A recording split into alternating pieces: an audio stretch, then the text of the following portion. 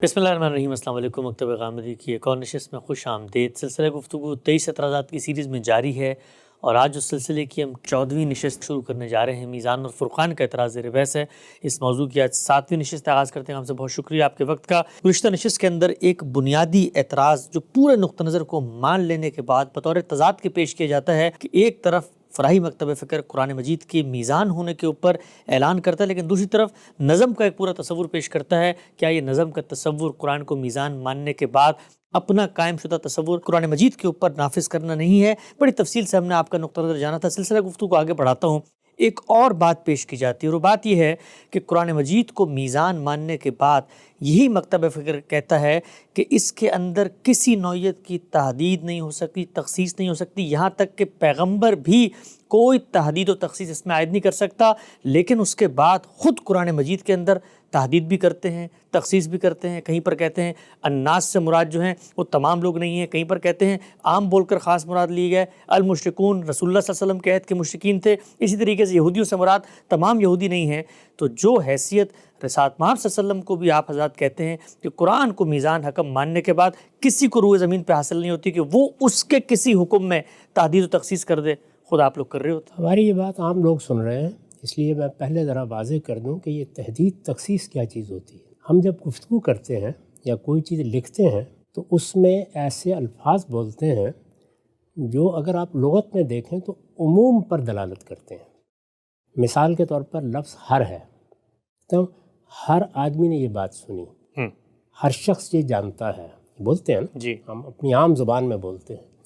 तो अगर आप इसको लुग़त में देखेंगे तो इसका मतलब ये होगा कि शख्स जिसको भी कहा जा सकता है, जब उससे पहले आपने हर लगा दिया तो हर शख्स मुराद हो गया।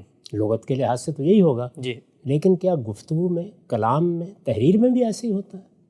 मसलन मैं आपसे ये कहता हूँ कि ये ले जाइए, ये मैंने कुछ चीज़ें लिख दी हैं, ये हर तालिब इल्म को दे दीजिए। अब इसमें सियाक़ व सबाक़ मेरे तलबा हैं और मैंने जो लफ्ज़ बोला है वो ये हो सकता है कि इसी ताबीर के साथ बोल रहा हूँ कि ये हर तालिब इल्म को दे दीजिएगा। ठीक। अब यहाँ हर का लफ्ज़ जब बोला गया है तो ये तहदीद के साथ बोला गया है। तहदीद का मतलब ये है कि ये सब के लिए नहीं है, ये दुनिया में पाए जाने वाले हर तालिब इल्म के लिए नहीं है, ये मेरे तलबा के लिए है। ठीक। मैं ये कहता हूँ कि मैंने बरसों इस कौम में बसर किए हैं, हर आदमी तक मैंने ये बात पहुँचा दी। अब ज़ाहिर है सियाक़ व सबाक़ बता रहा है कि हर आदमी से मुराद यहाँ दुनिया का हर आदमी नहीं है, बल्कि अपनी कौम का हर आदमी है। तो उमूम के अल्फाज बोले जाते हैं और उसमें मुतकल्लिम के पेश नज़र कोई तख़सीस होती है। ठीक। वो एक बात कहता है और उसमें ये चीज़ छुपी हुई होती है कि ये इन हुदूद में बात कही गई है। एक शख्स ने मुझसे आके बात की, उसने मुझसे पूछा कि मेरा बच्चा कुछ बड़ा सरकश हो रहा है।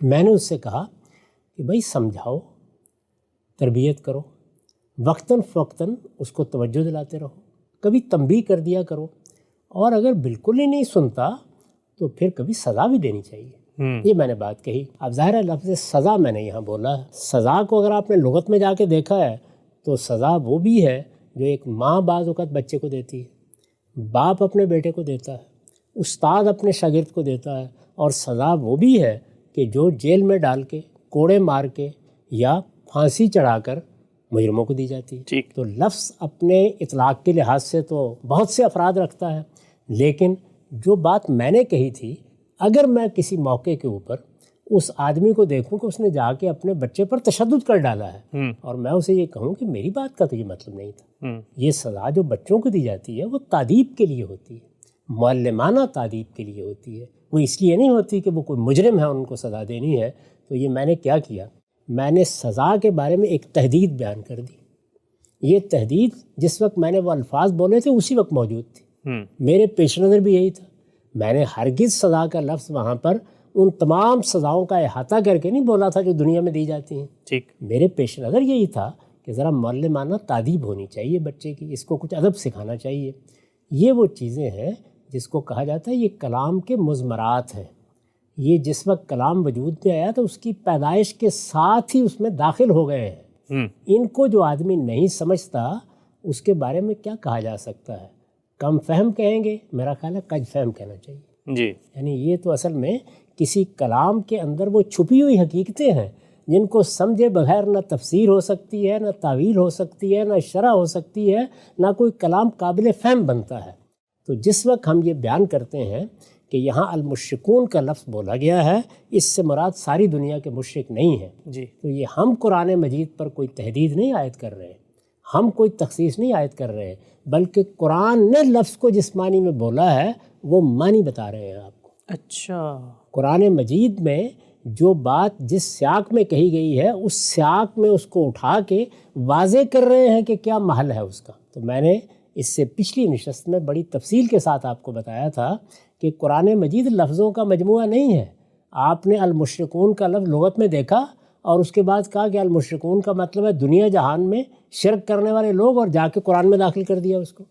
قرآن میں لفظ جملوں میں آیا ہے، جملے ایک سیاق و سباق میں آئے ہیں، تو سیاق و سباق کی دلالت سے وہ تحدید واضح ہوتی ہے، وہ تخصیص واضح ہوتی ہے. قرآن میں بیویوں کے بارے میں یہ کہا گیا ہے کہ فَعِظُوهُنَّ، ان کو نصیحت کرو، وَاهْجُرُوهُنَّ فِي الْمَضَاجِعِ، اگر یہ بھی کارگر نہ ہو تو ان کو ان کی خوابگاہوں میں تنہا چھوڑ دو. اس کے بعد یہ کہا وَاضْرِبُوهُنَّ، اور اگر اس سے بھی گھر کی اصلاح نہیں ہو رہی تو سزا دو. اب ظاہر ہے کہ یہ سزا کیا ہے؟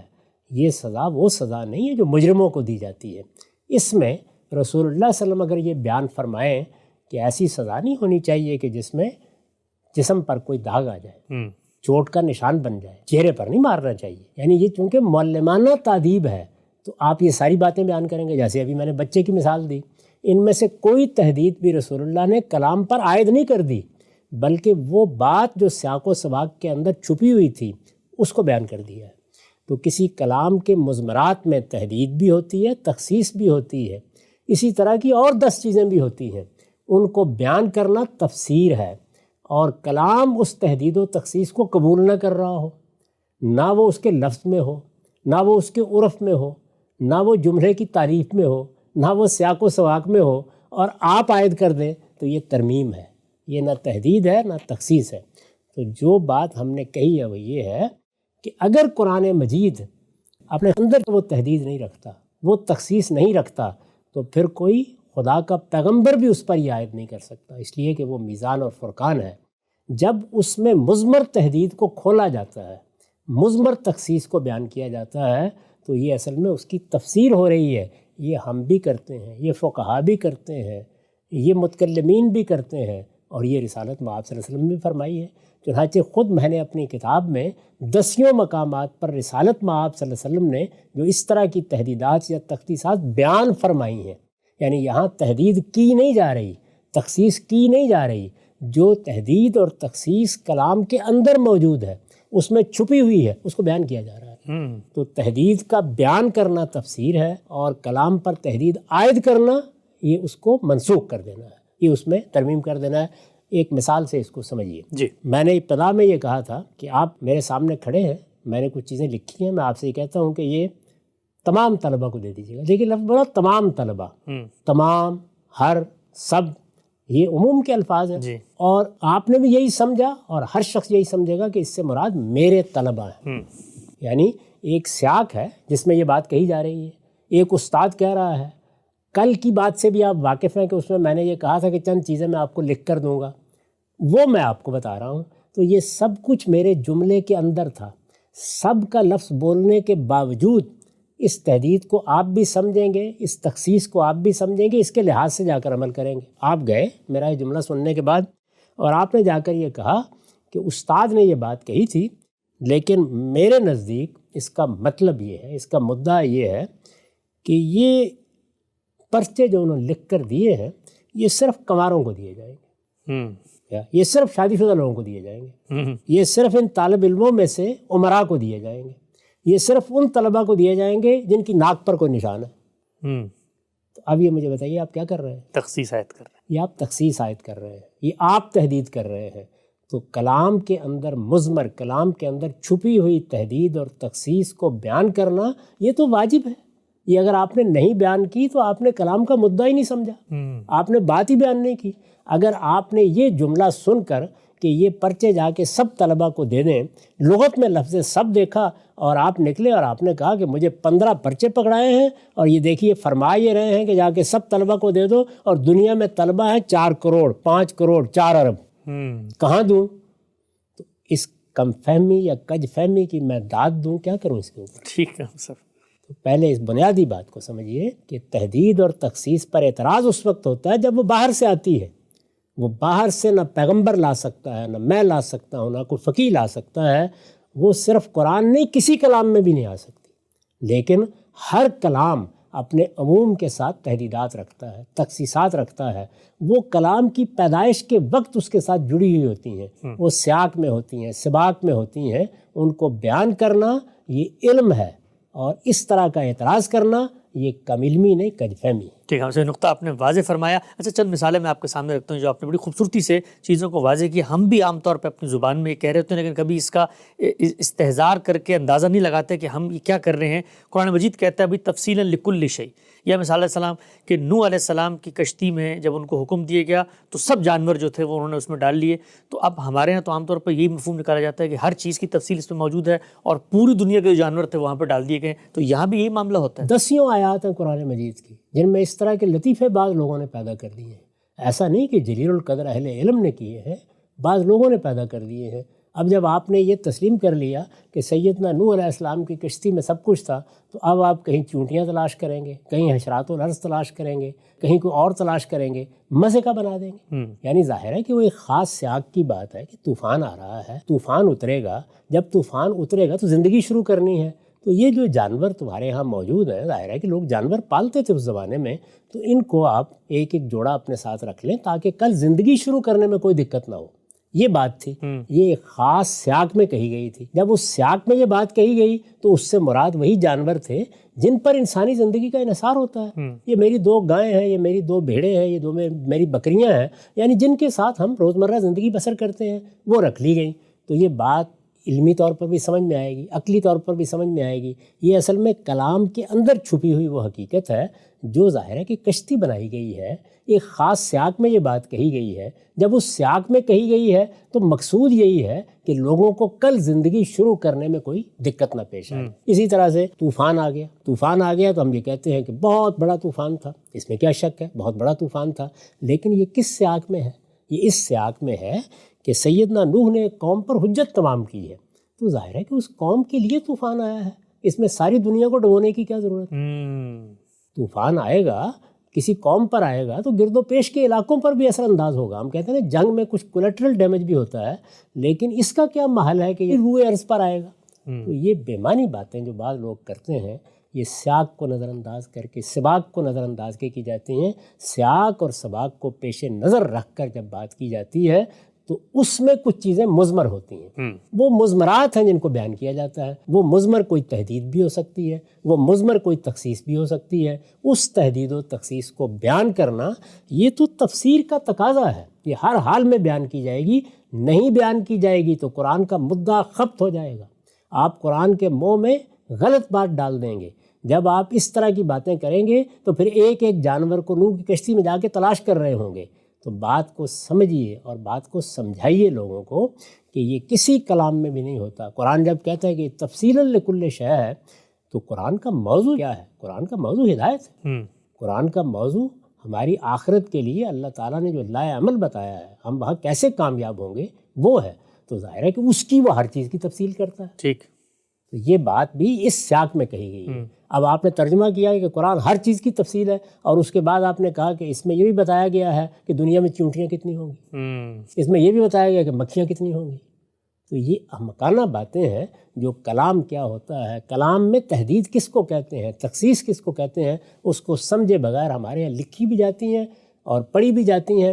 اور نہایت افسوس کے ساتھ یہ عرض کر رہا ہوں کہ بعض پڑھے لکھے لوگ اس طرح اس کو اعتراض بنا دیتے ہیں. ہم جب یہ کہتے ہیں کہ یہاں المشرکون سے مراد یہ ہے، یہاں پہ یہود فلاں یہود مراد ہیں، تو یہ سیاق و سباق میں جو تخصیص موجود ہے، جو خود خدا نے پیدا کر دی ہے، یہ اس کا بیان ہے. یہ ہماری طرف سے نہ کوئی تحدید عائد کی جا رہی ہے، نہ کوئی تخصیص عائد کر دی جا رہی ہے. اس طرح کی تحدیدات اللہ کا پیغمبر بھی بیان کرتا ہے.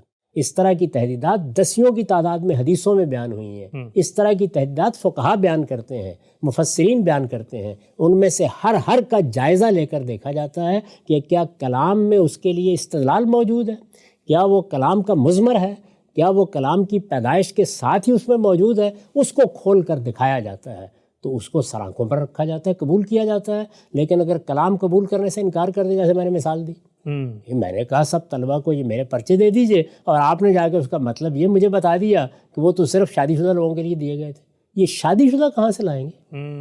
یعنی سب پر وہ تخصیص کہ وہ میرے طالب علم ہیں، یا ہر طالب علم اگر میں نے کہا تو ہر میں یہ تخصیص کہ وہ صرف میرے طلبہ ہیں. یہ تو سیاق سے واضح ہے، سباق سے واضح ہے. یہی کلام کا مدعا ہے. یہ میں نے جب متکلم کی حیثیت سے جملہ بولا ہے تو میری مراد ہے. لیکن یہ کہ وہ کنواروں کے لیے ہے، یہ شادی شدہ کے لیے ہے، یہ آپ کہاں سے لے آئے ہیں؟ یہ وہ تحدید و تخصیص ہے جس کو ترمیم کہنا چاہیے، نص کہنا چاہیے.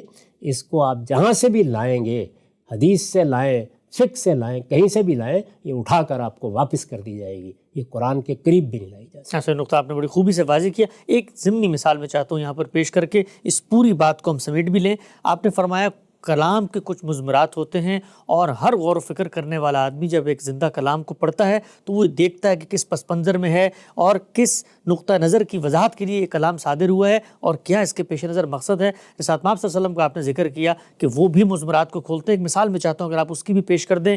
قرآن مجید نے کہا ہے کہ 2 بہنوں کو جمع نہ کرو. آپ اس سے زیادہ کو بات کرتے ہیں. لوگ عام طور پہ کہتے ہیں کہ یہ تو ایک نئی بات آپ صلی اللہ علیہ وسلم نے مستقل بذات حکم دے دیا.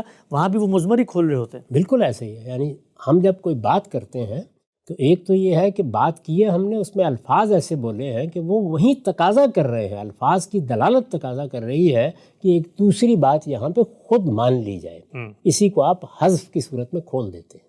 وہ الفاظ کی دلالت کا تقاضا ہوتا ہے. بعض موقعوں کے اوپر جو بات کہی جاتی ہے اس سے ایک عقلی تقاضا پیدا ہو جاتا ہے. اچھا، جب اس عقلی تقاضے کو آپ بیان کرتے ہیں تو یہ بھی اصل میں کلام کا مضمر ہے. ایسی سب چیزیں ہم خود بیان کرتے ہیں، ان کو ہم حدیثوں سے لے کے بیان کرتے ہیں. ان کی بنیاد پر جو باتیں رسالت میں آپ صلی اللہ علیہ وسلم نے فرمائی ہیں وہ میں نے اپنی کتاب میزان میں 1200 کی تعداد میں نقل کر دی ہیں. ان میں تحدیدات بھی ہیں، تخصیصات بھی ہیں، لیکن وہ کیا ہیں؟ وہ اصل میں اس کلام کی تحدیدات ہے. وہ اس کے اندر کے مضمرات پہلے سے موجود تھی، وہ پہلے سے موجود ہیں. وہ اس کی پیدائش کے وقت سے ساتھ تھیں. وہ متکلم کا منشا ہے. اس کو کھولنا لازم ہے. جو اس کو نہیں کھولتا یا کھولنا نہیں جانتا اس کو قرآن کو ہاتھ نہیں لگانا چاہیے. اس مثال میں بھی یہی ہوا ہے. یعنی رسالت میں آپ صلی اللہ علیہ وسلم نے جو کلام کا عقلی تقاضا ہے اس کو بیان فرما دیا اور یہ بتا دیا کہ صرف 2 بہنیں ہی نہیں ہیں بلکہ پھوپھی اور بھتیجی کو بھی اور بھانجی اور خالہ کو بھی ایک نکاح میں جمع نہیں کیا جا سکتا. ٹھیک ہے سر، یہ نقطہ بھی آپ نے واضح فرمایا. آگے بڑھاتے ہیں. قرآن مجید کی سورہ شورا جس کو آپ نے پڑھ کر یہ بتایا کہ خود قرآن مجید نے اپنے آپ کو میزان قرار دیا ہے، اس آیت کے اندر آیت ہے اللہ الذی انزل الکتاب بالحق والمیزان. تو اب اس آیت کے اندر الکتاب کا لفظ آیا ہے. کہا جاتا ہے کہ یہ الکتاب جو ہے یہ تو عام تھا، تمام سلسلہ وحی کو شامل تھا، بلکہ بڑے معروف جو مفسرین ہیں انہوں نے اس آیت میں قرآن بھی مراد نہیں لیا بلکہ کہا کہ تمام سلسلہ وحی کو میزان قرار دے دیا ہے. کہا جاتا ہے آپ نے یہاں بھی تخصیص عائد کر دی. میں نے کوئی تخصیص عائد نہیں کی. یہ اس سے پہلے بھی مفسرین عائد کر چکے ہیں اور میں اس سے پہلے بتا چکا آپ کو کہ ایک آیت کو سمجھنے میں بعض اوقات لوگوں میں اختلاف ہو جاتا ہے. الکتاب کا لفظ آیا ہے، اس میں الف لام ہے. یہ اگر جن سے کتاب ہے تو ظاہر ہے کہ ساری کتابیں مراد ہوں گی. خود میں نے سورہ حدید کی جس آیت پر گفتگو کی ہے وہاں میں نے بھی یہی مراد لیا ہے. لیکن یہاں سیاق و سباق بتا رہا ہے کہ اس سے مراد قرآن ہے. اس کے دلائل دیے جا سکتے ہیں. چنانچہ دیکھیے یہ میرے سامنے تبری موجود ہے. اس میں آپ اسی آیت کو نکالیے. یہ سورہ شورا کی آیت 17 ہے، زیر بحث آ چکی ہے. اسی کو میں نے میزان میں پیش کیا ہے. آیت کے الفاظ ہیں اللہ الذی انزل الکتاب بالحق والمیزان. تو اس میں یہ سوال پیدا ہوا کہ کتاب سے کیا مراد ہے. تو دیکھیے وہ کیا لکھتے ہیں. وہ یہ کہتے ہیں کہ حاضل کتاب یعنی القرآن. اچھا، کسی دوسری رائے کا ذکر ہی نہیں کیا. یہ پورا باب آپ پڑھ لیجئے. اس آیت کی تفسیر میں جو کچھ انہوں نے لکھا پڑھ لیں. لیکن بہت سے دوسرے مفسرین ہیں وہ یہاں بھی الکتاب کو جن سے کتاب کے معنی میں لیتے ہیں اور وہ یہی تفسیر کرتے ہیں کہ یہاں سب کتابیں مراد ہیں. میرے نزدیک اس سے کوئی خاص فرق واقع نہیں ہوتا. اللہ کی سب کتابیں میزان ہیں، میں خود بتا چکا. قرآن مجید میں ابتدائی ہم نے یہاں سے کی تھی جب سورہ بقرہ کی آیت زیر بحث آئی تھی کہ سب کتابیں اسی حیثیت سے آئی ہیں. سب کتابیں حکم ہیں، سب کتابیں فیصلہ کرتی ہیں، سب کتابیں بالحق آئی ہیں، سب قول فیصل کی حیثیت رکھتی ہیں. قرآن مجید کی ان کتابوں میں بھی ایک خاص حیثیت ہے، اور اسے لفظ فرقان سے یا میزان سے قرآن نے بیان نہیں کیا، اسے لفظ مہیمن سے بیان کیا ہے۔ یعنی دیکھیے، ایک ہے قرآن کی وہ حیثیت یا سب کتابوں کی وہ حیثیت جو کتاب سے باہر ہر چیز کے بارے میں ہے، کہ وہ ہر چیز پر میزان ہوتی ہیں، تورات بھی، زبور بھی، انجیل بھی اور قرآن بھی۔ اس لحاظ سے ان سب کتابوں کو ایک ہی لفظ سے تعبیر کیا ہے، یعنی کہیں فرقان سے، کہیں میزان سے۔ اس معاملے میں کوئی مسئلہ نہیں، لیکن خود قرآن اور ان کتابوں کے مابین کیا تعلق ہے، اس کو لفظ مہیمن سے ادا کر دیے۔ تو یہ ساری بحث ہم اس سے پہلے کر چکے ہیں، تو میرے نزدیک یہاں پر قرآن مجید ہی مراد ہے، پس منظر یہی بتا رہا ہے۔ میں نے وہ سارا سیاق سامنے رکھ دیا تھا، اس کو دوبارہ سن لیجئے، اس سے بھی یہی بات معلوم ہوتی ہے۔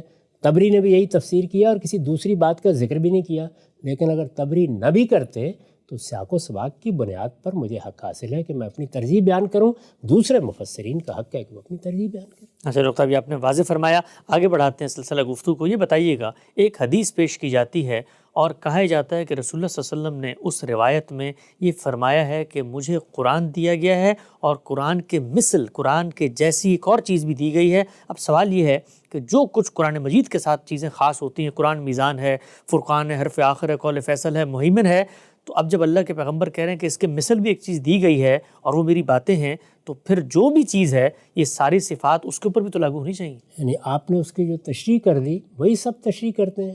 مثل سے مراد کیا ہے؟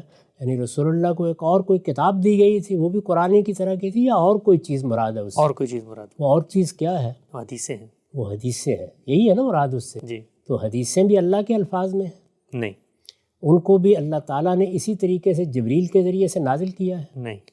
وہ بھی اسی طریقے سے لکھی گئی ہیں؟ نہیں۔ ان کو بھی کتاب کی صورت میں اللہ تعالیٰ نے خود ترتیب دیا ہے؟ نہیں۔ ان میں سے کوئی چیز نہیں کی؟ نہیں۔ تو جب اتنی چیزوں میں وہ قرآن کی مثل نہیں ہے تو میزان ہونے میں کیسے مثل ہوگا؟ سبحان اللہ، سبحان اللہ۔ میرے بھائی، وہاں جو بات بیان کی گئی ہے وہ بالکل الگ بات ہے۔ وہ بات وہی ہے جو اس سے پہلے ہم بیان کر چکے ہیں کہ رسالت میں آپ صلی اللہ علیہ وسلم نے ہمیں سنت دی ہے، وہ بھی قرآن ہی کی طرح ہے، اسی طرح حجت ہے، اس سنت پر عمل کرنا اسی طرح لازم ہے۔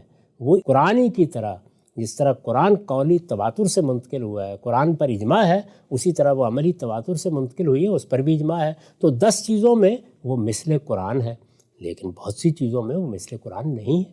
جس طرح کہ میں نے ابھی چند سوالات کی صورت میں واضح کیا، یہ کس طرح کا استدلال ہے؟ یعنی یہ بات کہنے کے بعد کیا نتیجہ نکالنا مقصود ہے؟ قرآن مجید میزان ہے، اصل میزان اسی کو قرار دیا گیا ہے، وہ اس نے خود کہا ہے، میں نے نہیں قرار دیا۔